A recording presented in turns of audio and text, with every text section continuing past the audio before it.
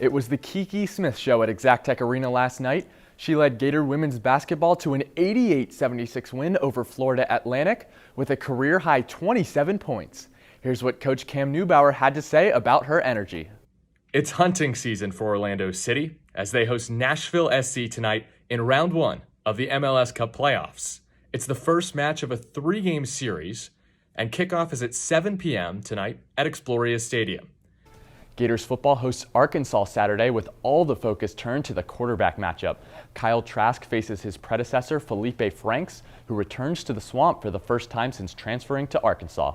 Gators coach Dan Mullen had this to say about his former QB.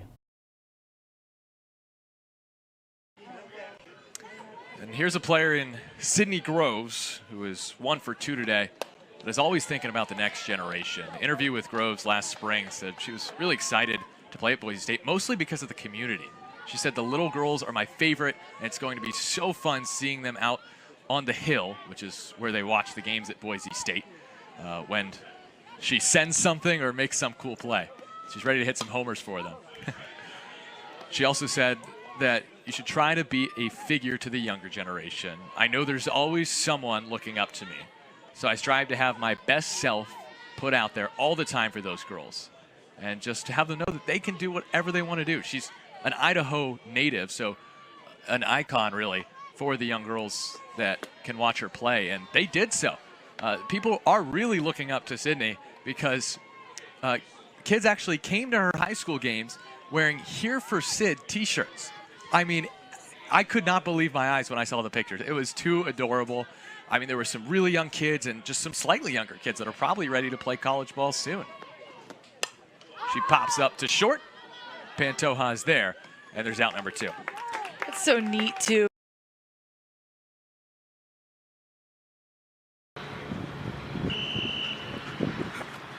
The Buchholz High School boys and girls track and field teams recently trained on their new all-weather running track for the first time, and the student athletes are already feeling the differences.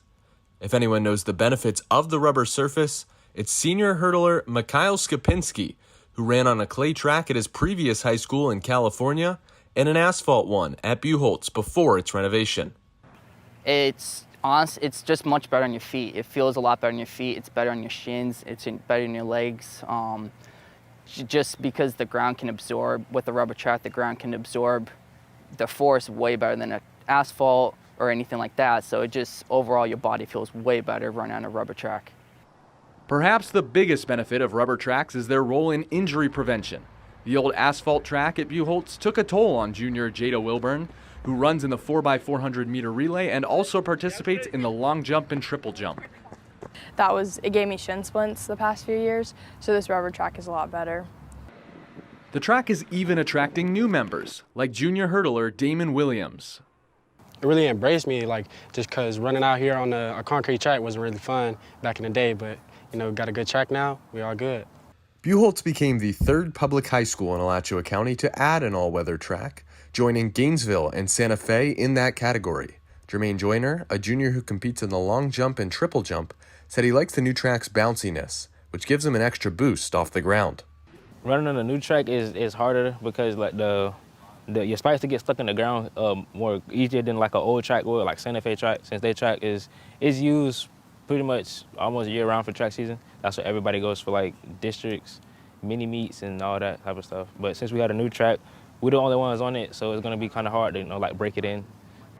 Regardless of how the surface feels now, the team is excited to have a rubber track on campus and believes it will help them improve at their events. I feel like it helps me run better. I feel like I feel more comfortable on the track because, running on concrete, it's a lot harder. This rubber, we bouncing, we're getting after it, just flying. The Alachua County School Board voted to rubberize the track in November 2020, and the plans were finally approved in September 2021. Returning athletes feel that they deserved this new track.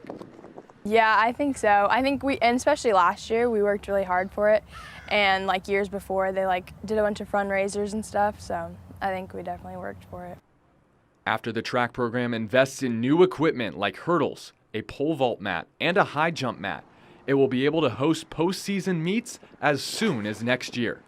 Nevada Cullen, WUFT News.